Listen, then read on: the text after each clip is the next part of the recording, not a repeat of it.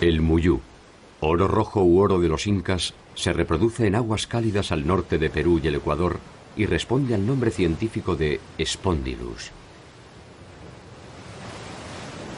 Tenía para los incas un significativo contenido ornamental, pero también religioso.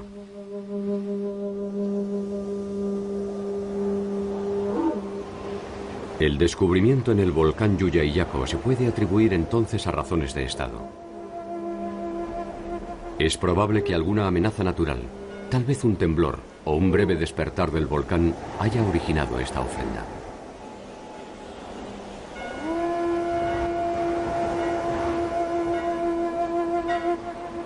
Los incas solo practicaban sacrificios humanos en situaciones excepcionales y en virtud de un principio básico para el funcionamiento de su mundo. Si algo se le pedía a los dioses, estos debían recibir algo a cambio. La cultura inca es una original y aparte. Naturalmente, inca es un término que se usa para los últimos 100 años de la cultura prehispánica. Pero ese término significa miles de años de cultura anterior a los incas. Desde la Amazonia hasta el mar, desde Colombia hasta Chile y Argentina, atravesando Perú, Ecuador y Bolivia, el Estado inca fue la organización política, económica, militar y cultural más extensa del continente americano.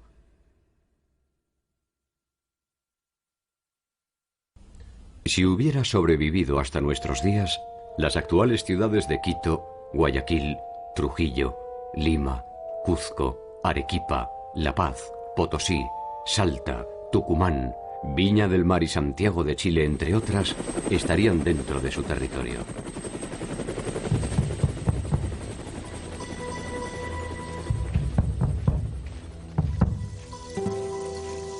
Sus ejércitos llegaron a contar con decenas de miles de hombres.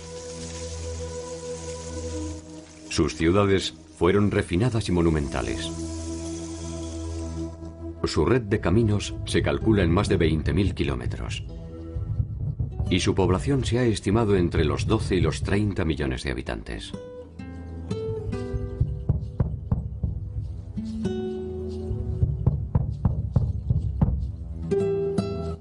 El nombre con el que los incas identificaban a su territorio era el de Tahuantinsuyo, y estaba dividido en 4 grandes suyus, o regiones. Chincheysuyo, hacia el norte, el Contisuyo, al oeste, Antisuyo, al este, y el Collasuyo, al sur. La referencia a partir de la cual se realizaba esta división era su capital, Cuzco.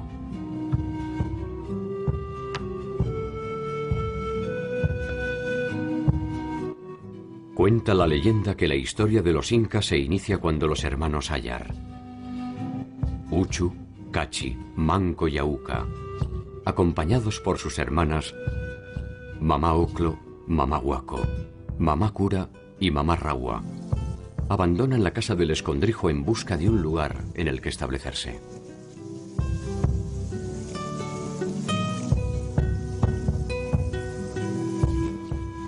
No hay acuerdo a propósito de si se trató de Ayar Manco o de Mamá Huaco, pero uno de los dos fue el que logró enterrar una vara de oro en el lugar en el que se fundaría Cuzco.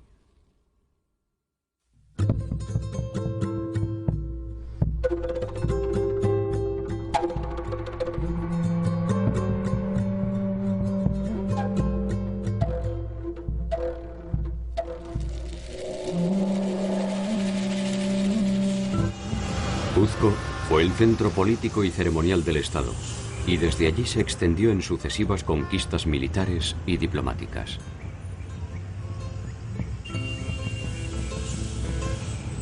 Sin embargo, su imperio fue uno de los más efímeros, y solo se desarrolló con plenitud durante poco menos de 100 años.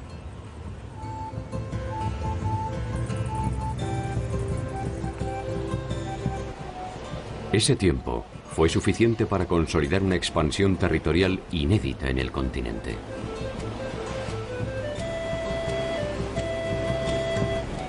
A lo largo y a lo ancho de su territorio construyeron obras de infraestructura militar, ceremonial y productiva. Algunas de naturaleza monumental y otras cuya naturaleza es inexplicable.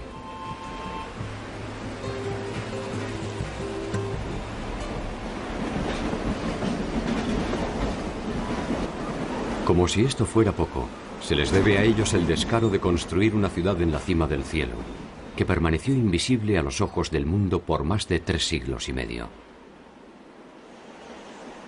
La enigmática Machu Picchu.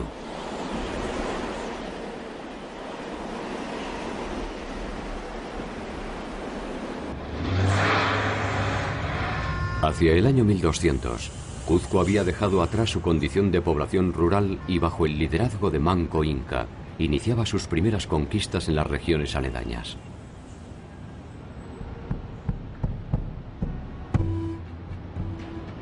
A mediados de 1400, los incas habían sometido a un importante número de poblaciones y comenzaban a dibujar los primeros trazos de su propia leyenda. Para ello fue necesaria la impronta de un hombre legendario, Pachacútec Inca Yupanqui. Pachacútec es quien llevó a los incas a su victoria definitiva contra los chancas, un grupo étnico proveniente de Ayacucho empecinado en desafiar la incipiente hegemonía de Cuzco.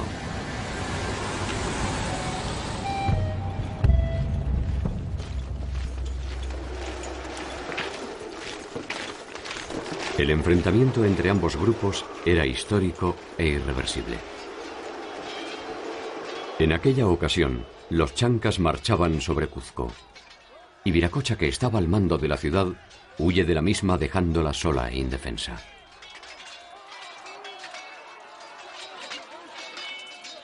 Pachacútec, por entonces apenas un joven príncipe, asume la defensa de Cuzco, y aún en inferioridad de condiciones, vence a los chancas mediante ingeniosas estratagemas e indudable valor.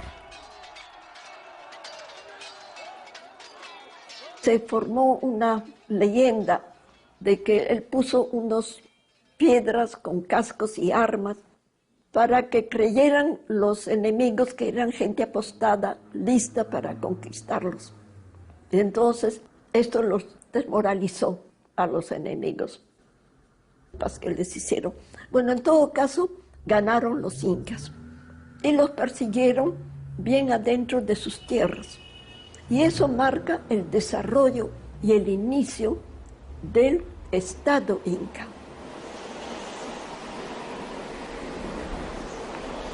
El triunfo inca inicia el liderazgo de Pachacútec, quien recibe en el templo de Inti Cancha el mandato divino para ser, de ahí en adelante, el soberano de todos los incas bajo el nombre de Pachacútec Inca Yupanqui, cuyo significado es el que transforma el mundo.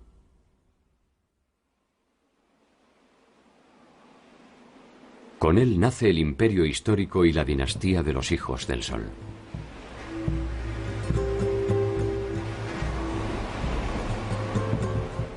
Pachacútec cambia radicalmente la historia de los incas.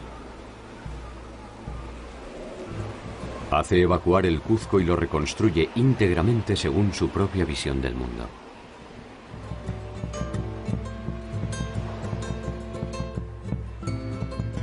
Profundiza en la expansión militar y aumenta el poderío económico.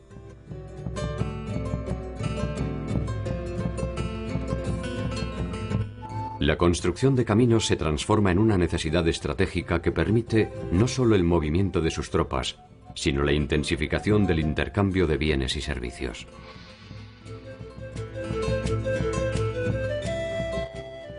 Reglamenta el trabajo obligatorio y generaliza el idioma quechua.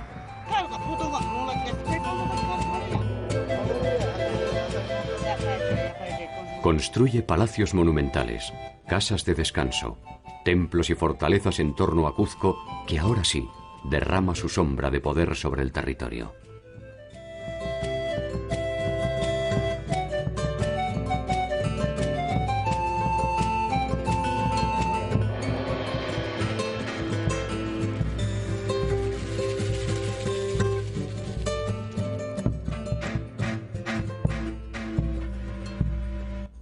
Pachacútec no solo construye las bases materiales de una nueva era para los incas, también establece la condición dinástica de los soberanos que son designados directamente por Inti, el dios Sol, quien pasa a ser la deidad primordial.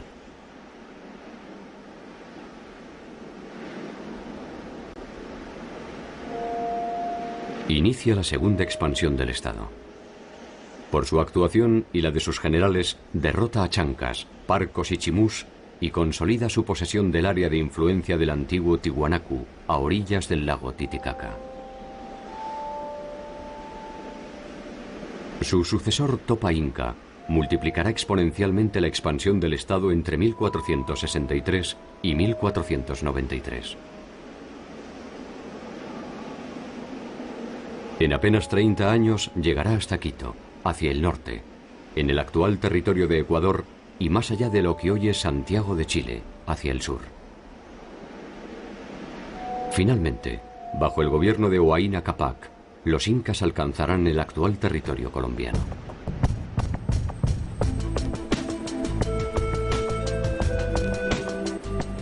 Esta monumental expansión es el fruto de la combinación de un extraordinario poder militar con la decisión política de armonizar un territorio bajo reglas que encuentran su sentido en la milenaria cultura andina.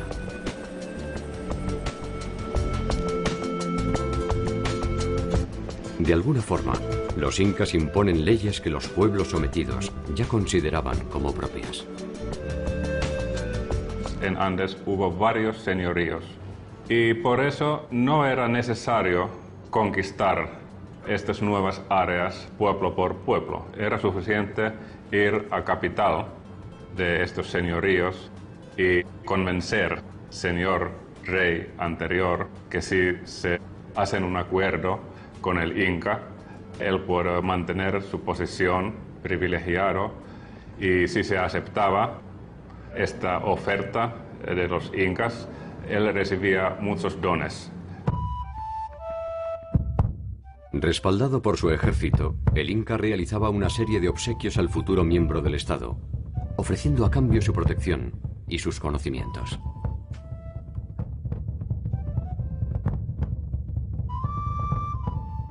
Si algún pueblo se rebelaba ante la invitación, las consecuencias podrían ser desproporcionadas y ejemplificadoras.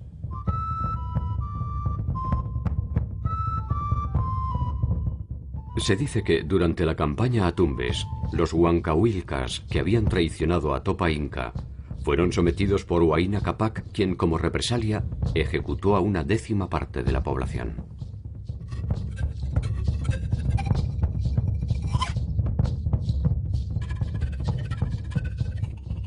A los curacas supervivientes se les extrajeron 2 dientes superiores y 2 inferiores, para que todos identificaran a quienes osaron desafiar al Inca.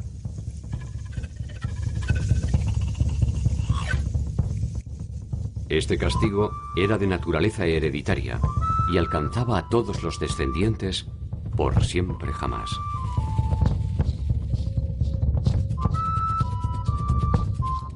Tarde o temprano, a veces con tenue convencimiento, a veces bajo el influjo de las armas, uno a uno, los pueblos vecinos pasaron a formar parte del Estado Inca.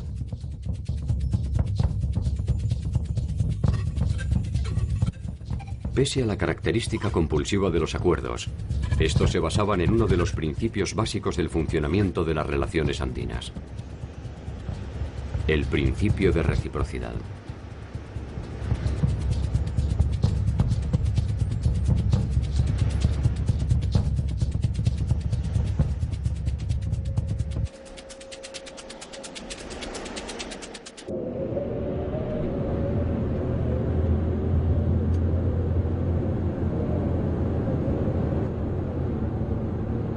Primeras hordas que llegaron a estos lugares del mundo, llegan y encuentran un territorio hostil, difícil de conquistar. De ahí parte el sentido comunitario del mundo andino. Por eso hay que remontar a tiempos más atrás para comprender este espíritu comunitario que necesita recibir ayuda y dar ayuda, lo que se llama la reciprocidad.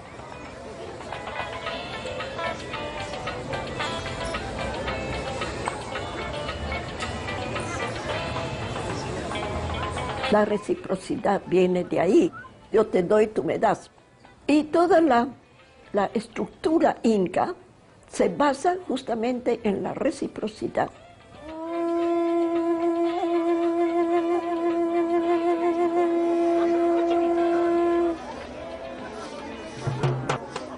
El principio de reciprocidad regía todas las relaciones del mundo andino.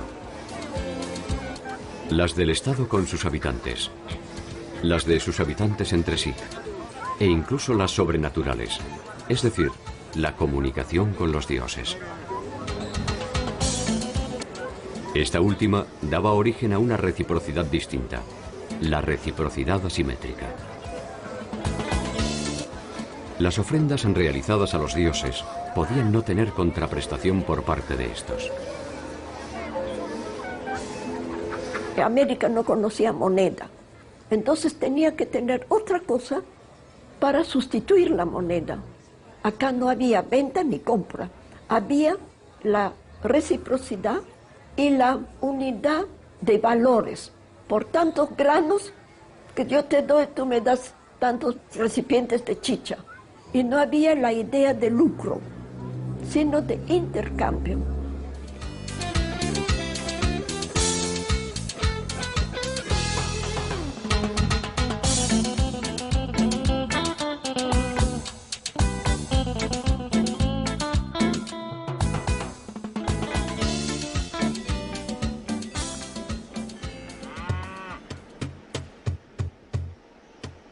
El Estado inca se basaba en la fuerza de trabajo para tener la riqueza que cada estado tiene.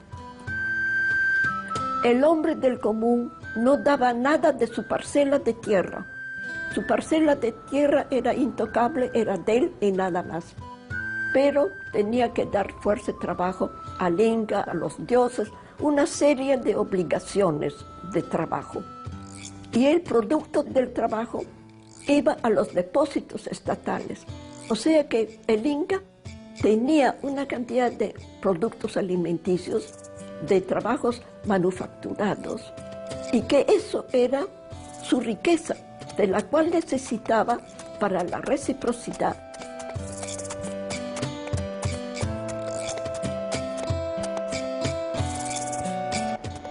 Así como en la naturaleza, la noche sigue al día y la cosecha a la siembra, el hombre se integraba a la sociedad mediante el aporte de su trabajo durante un ciclo que podía ser variable de acuerdo a la actividad a desarrollar.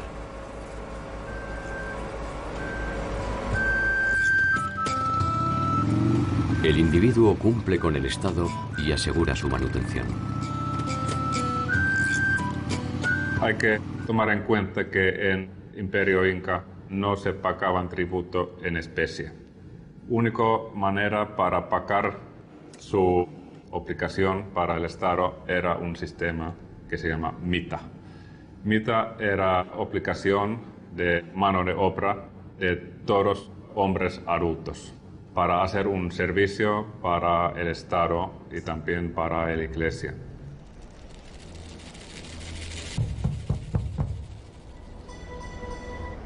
La mita podía prestarse no solo en la producción de bienes, sino también en la construcción de palacios, trabajando en las minas o en el mantenimiento y expansión de la red de caminos.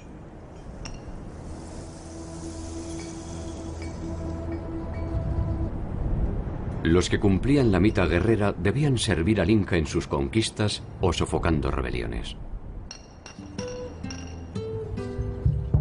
Con los recursos obtenidos, los incas se permitían multiplicar su expansión, ya que disponían de los medios para persuadir mediante la reciprocidad o la violencia a los futuros miembros del Estado.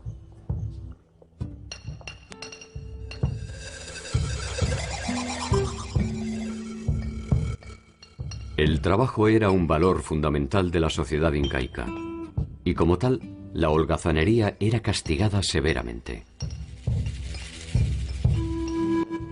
Existían, sin embargo, periodos establecidos para el descanso y el esparcimiento.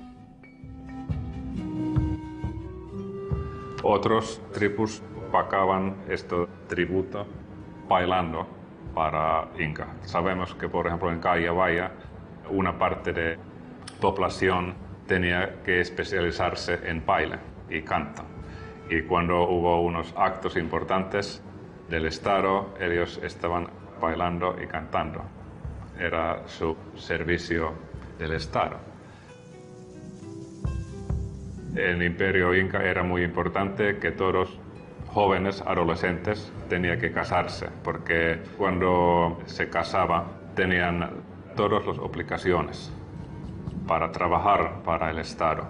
Y por eso anualmente estos gobernadores incas viajaban a las provincias y obligaron a mujeres y hombres a tomar su pareja y casarse.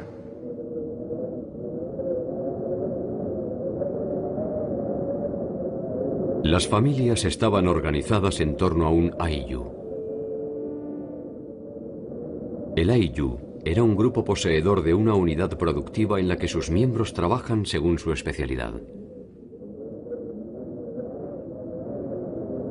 Podían ser artesanos, tejedores o agricultores. La reunión de varios ayllus era el origen de una comunidad que poseía sus propios jefes o curacas, encargados de la organización y administración de sus integrantes. El producto de este servicio al Inca se depositaba en los tambos.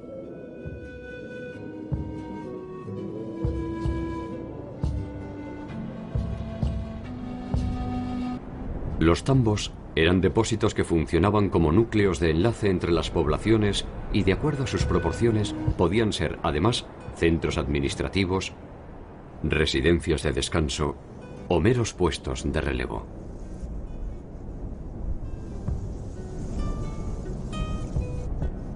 Estos puestos se ubicaban cada 2 o 3.000 metros.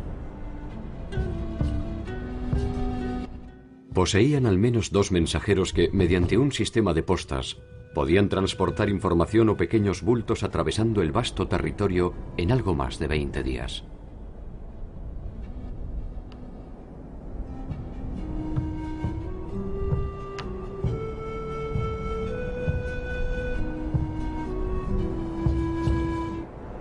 Los caminos y los sofisticados puentes colgantes enlazaban el territorio y eran un elemento primordial de infraestructura estatal.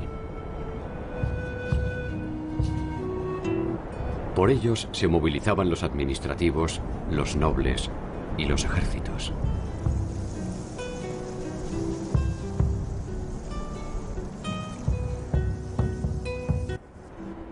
Una suerte de inteligencia estatal estaba conformada por los tucuiricus, los que todo lo ven, que velaban por el orden y el cumplimiento de la voluntad del Inca.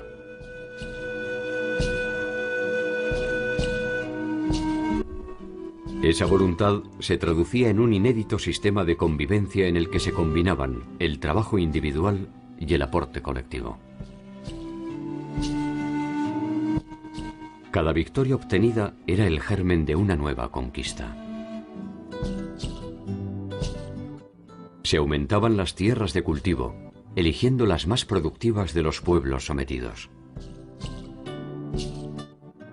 Se acrecentaba así el poder del Inca en la misma medida en que se debilitaba el señorío conquistado.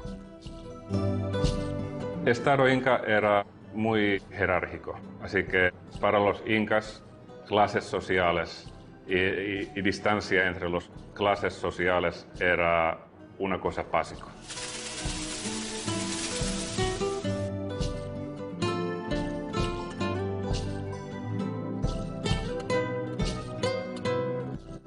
La jerarquización del Estado Inca no descuidó la larga tradición tecnológica que había fundado la base de los pueblos andinos. El conocimiento también formaba parte de este circuito de intercambios.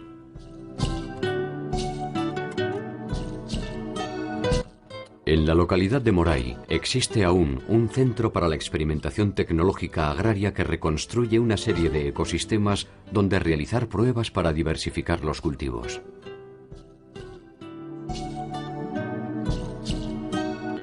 Allí se conocían y se exploraban cada uno de los ciclos de siembra, que posteriormente serían transmitidos a los nuevos miembros del Estado.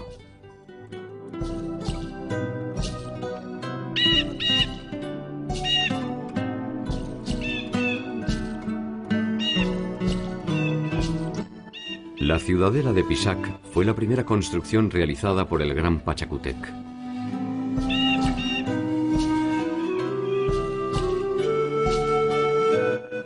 Se trata de una obra de carácter ceremonial y defensivo que se utilizaba también como residencia.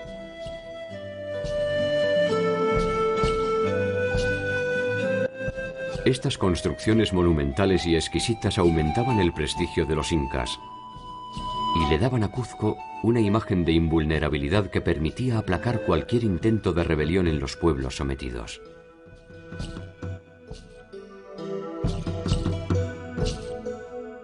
No era solo prestigio porque también tenía mucho poder militar, casi 1 millón de hombres accesible para cualquier guerra que Inca quería competir.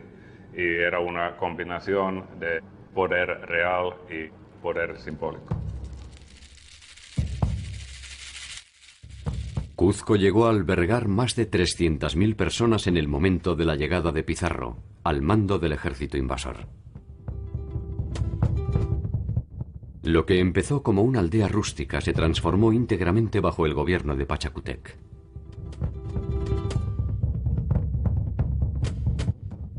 Entre sus habitantes predilectos se encontraban los soberanos incas que lo habían precedido, quienes, momificados, conservaban sus honores, sus vasallos, sirvientes y privilegios.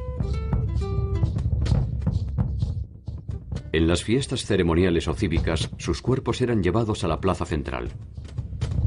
Participaban así de los rituales y festejos en su calidad de soberanos.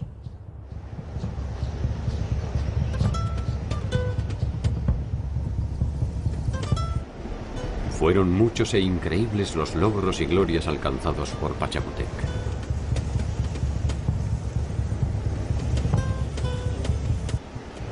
Tal vez el Inca jamás imaginó que lo que perduraría con mayor influjo sobre la posteridad sería la inexpugnable Machu Picchu.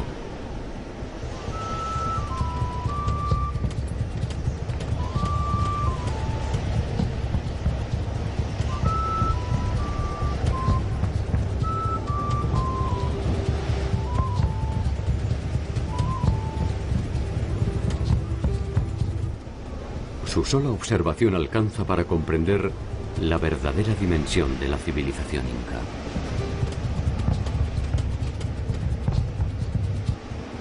Construida en el siglo XV, permaneció oculta a los ojos de los extranjeros hasta ya entrado el siglo XX.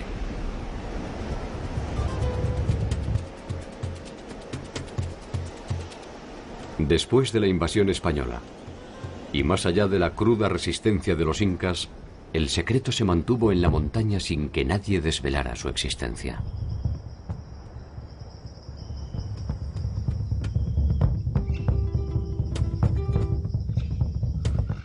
¿Se trató quizás de un pacto de silencio? ¿O fueron silenciados todos aquellos que conocían su ubicación?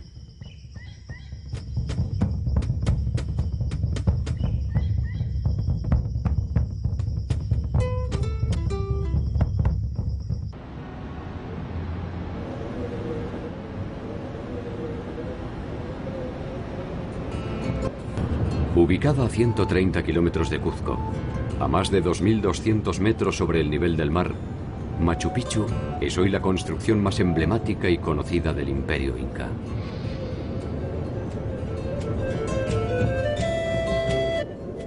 El azaroso camino que lleva hasta ella se confunde en los escarpados secretos del cielo y la montaña.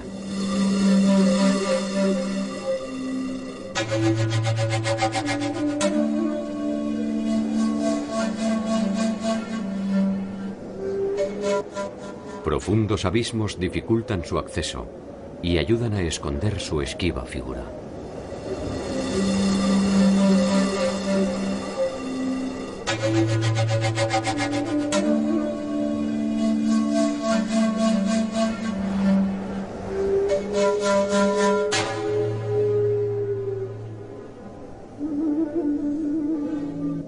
La implacable belleza de la ciudad y el ámbito en torno a sus construcciones nos permiten suponer que sus fines ceremoniales y defensivos se complementaban con un espacio para el descanso y el recogimiento.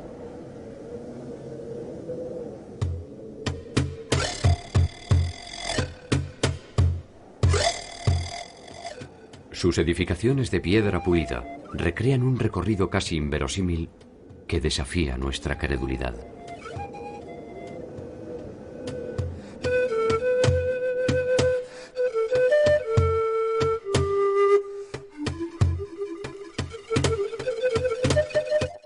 Se supone que estaba dividida en 3 áreas.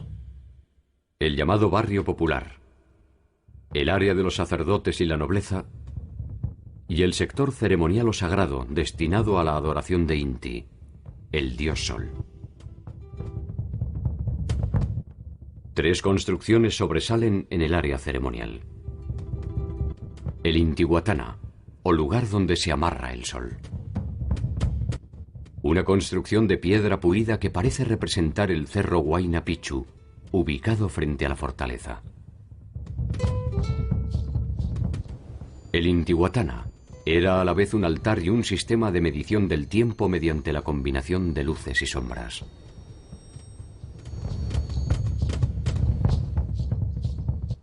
El Templo del Sol. Es una construcción que solo estaba reservada a los sacerdotes y al mismo Sapa Inca. Por último, el Templo de las 3 Ventanas. Es probablemente una estilizada representación del Tampu-Tocco, el lugar desde el que los hermanos Ayar iniciaron el periplo que terminaría con la fundación de Cuzco.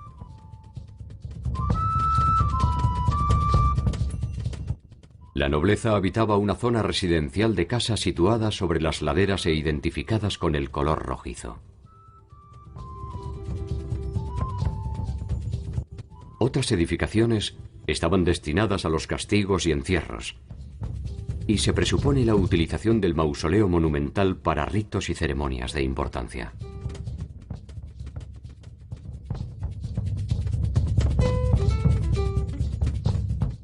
Separada de la zona residencial, la gente común desarrollaba las tareas productivas necesarias para el funcionamiento de la ciudad.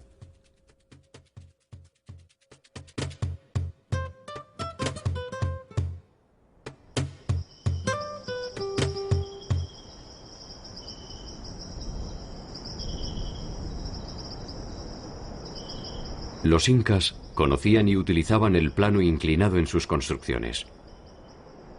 Pero aún así, resulta difícil imaginar cómo fueron transportadas esas piedras hasta el lugar que termina abruptamente en un abismo de 600 metros de profundidad.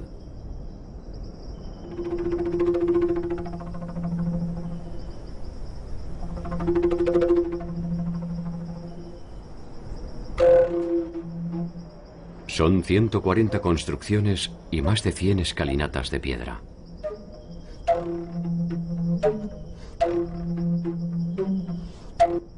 En su traza y en su entorno se puede pasar fácilmente del ámbito rural al urbano casi sin solución de continuidad.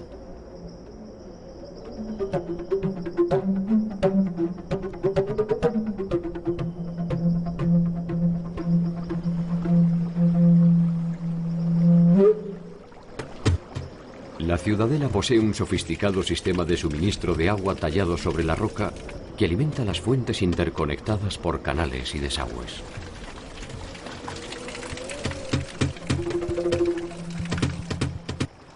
Un original sistema de riego se alimenta de este fluido vital conducido con inteligencia y moderación hacia las terrazas de siembra.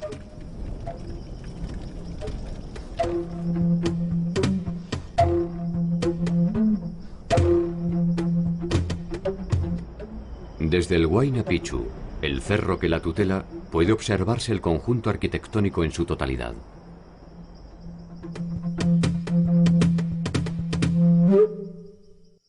Abandonarse unos instantes a su contemplación es sustraerse de nuestro tiempo y apreciar la espiritualidad de ese espacio que vio los mejores tiempos de los incas.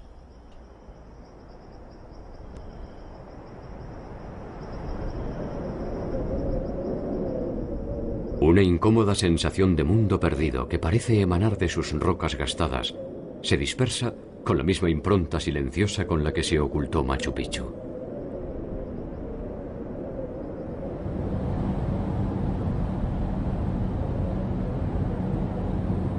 Si uno se deja arrastrar por los caminos del presente, no tardará en observar las mismas prácticas milenarias que perfeccionaron los incas. Lejos y no tan lejos de las ciudades, el conjunto de la sociedad continúa con espontánea fidelidad recreando cada una de las leyes no escritas de su raza.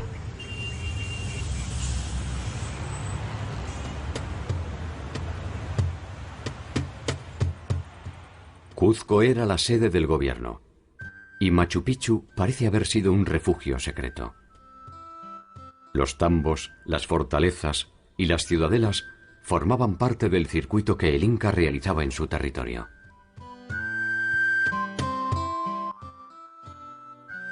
Algunos de estos viajes tenían como finalidad controlar el normal funcionamiento del imperio.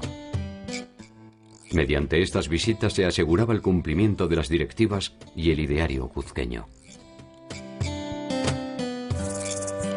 En cada visita se atendían asuntos administrativos, políticos y religiosos. Periódicamente se relevaban existencias materiales, pertrechos y suministros y se censaba a la población.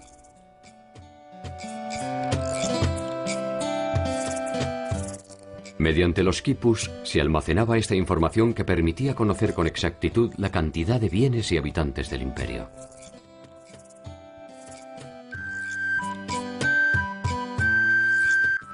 El quipu es un sistema de escritura mediante nudos de variadas formas agrupados en cuerdas de diversos colores. Preferentemente servía para registrar cantidades relativas a inventarios de cosas, nombres de personas, parentescos y tributos.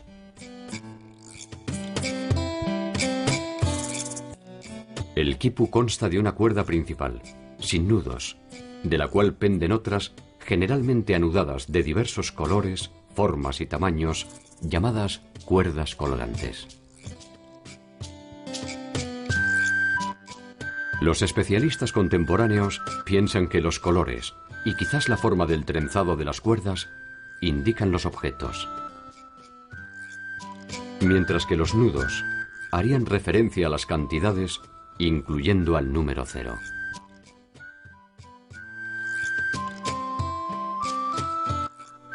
Toda esta información terminaba en Cuzco. El poderío de la ciudad alimentó también la existencia de la codicia, que sembró rápidamente la intriga entre los distintos miembros de la nobleza.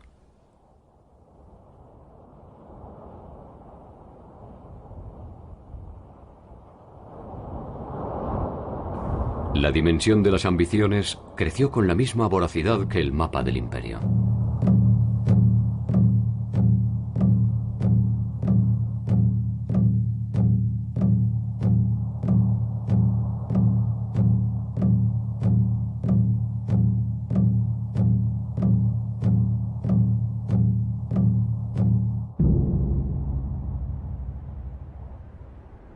Pocos se animaban a desafiar al poderío inca. Ni curacas ni rebeldes. Los que lo hacían corrían el riesgo de ser aniquilados, castigados o, en el mejor de los casos, desterrados hasta el fin de sus días.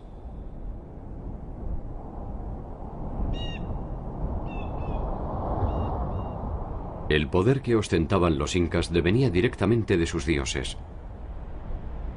Difícilmente algún hombre podía enfrentarse a ese mundo sobrenatural.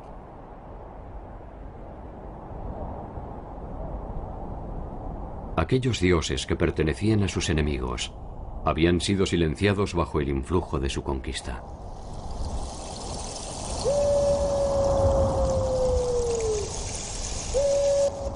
Hacia el norte de la ciudad de Lima se encuentra el adoratorio de Pachacamac, una de las deidades del mundo antiguo que los incas veneraban.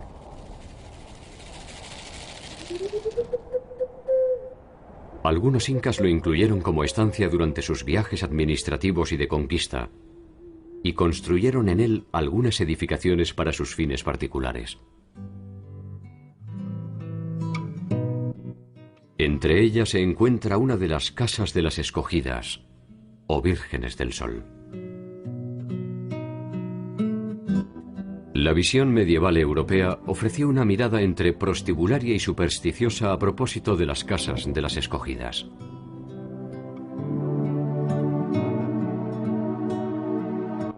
La influencia de la mujer en la sociedad incaica definió muchos de los eventos trascendentes de la historia andina.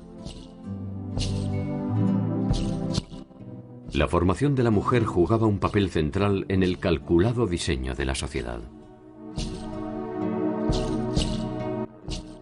A las llamadas vírgenes del sol se las elegía entre las niñas más hermosas del imperio cuando tenían entre 8 y 10 años.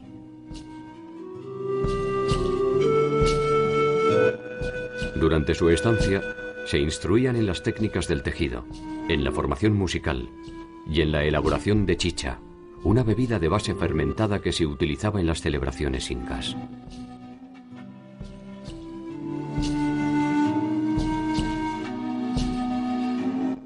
Realizaban estas tareas bajo la supervisión de una mujer mayor identificada como Mamaconda.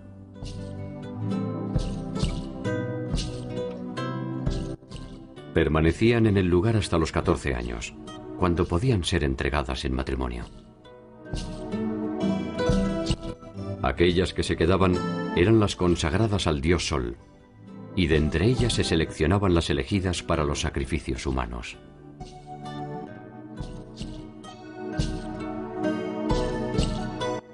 Una de ellas, portando un collar de muyú que fuera traído de las remotas costas del Ecuador al norte del imperio, abandonó un día una de estas casas para marchar en cortejo hacia el lejano sur, donde el volcán Yuyayaco había expresado en su idioma el enfado de los dioses.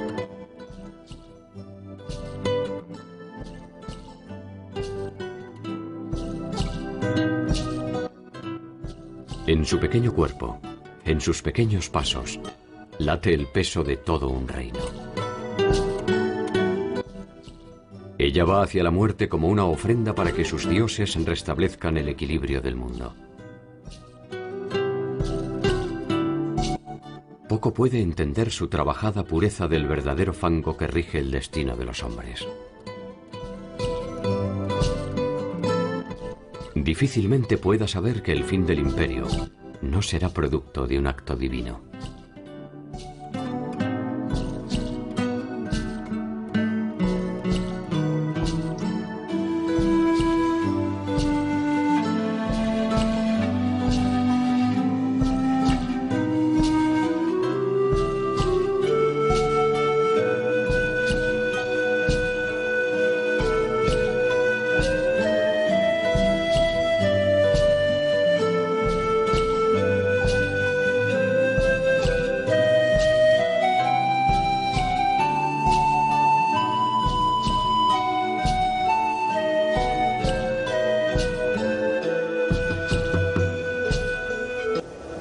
Una sucesión de hechos inesperados cambiaría el equilibrio del Estado inca. Hacia 1493 se inicia el gobierno de Huayna Cápac, que traslada el eje de Cuzco hacia Quito, donde fija su residencia en forma casi permanente.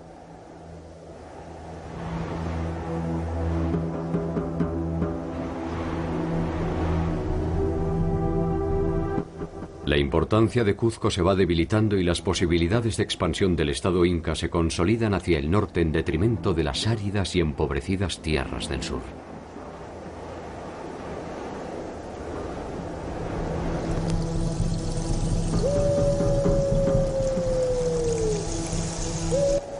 La muerte de Huayna Cápac dará inicio a las intrigas palaciegas que terminarán enfrentando a Cuzco y Quito.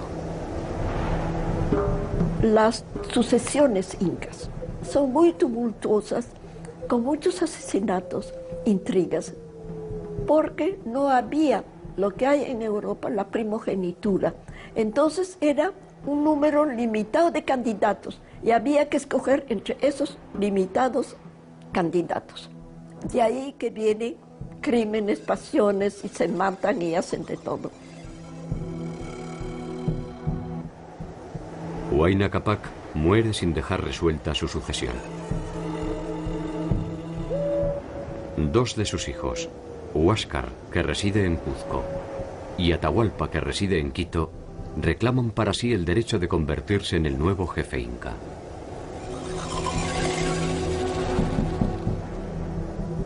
Por un tiempo, ambos comparten tensamente el control del Tahuantinsuyo.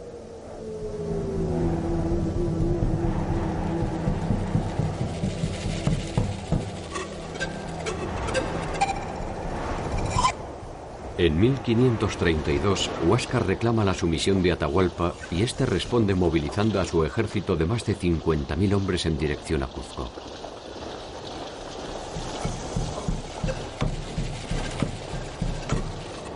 Fue el principio del fin del imperio más extenso de América.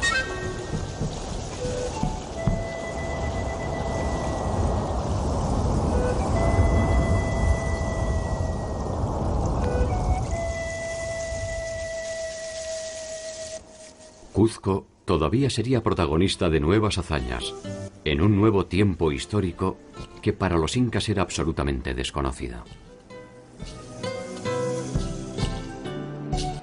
Las señales de esta deslumbrante cultura están vivas en los nombres de sus célebres protagonistas.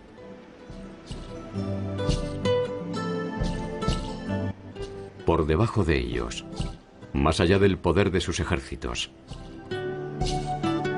más allá de sus intrigas palaciegas o de su temor reverencial, más allá de sus ciudades y sus monumentos, más allá de sus goces y sus derrotas, de sus miserias y de sus sombras. Anónimamente, por encima y por debajo de las marcas doradas de la historia, el hombre andino espera, encerrado en sus propias tradiciones, un nuevo tiempo en el que sus dioses no repetirán el oprobio de abandonarlos definitivamente.